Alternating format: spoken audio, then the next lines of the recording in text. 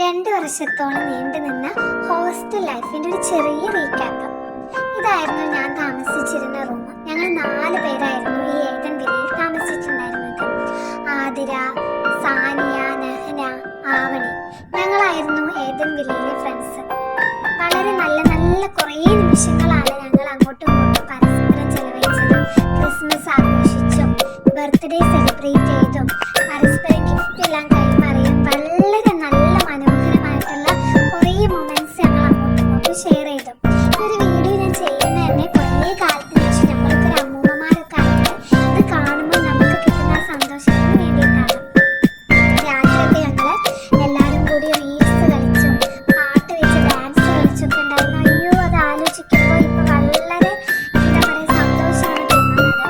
അത്രയും നല്ല നല്ല രസമായിരുന്നു. പരസ്പരം അങ്ങോട്ടും ഇങ്ങോട്ടും കുറേ തമാശയൊക്കെ പറഞ്ഞും കൂടെ പഠിച്ചും എഴുതിയും പരസ്പരം കുറേ സഹായിച്ചാണ് ഞങ്ങൾ ഈ ഒരു 2 വർഷം സർവൈവ് ചെയ്തെന്ന് പറയാം.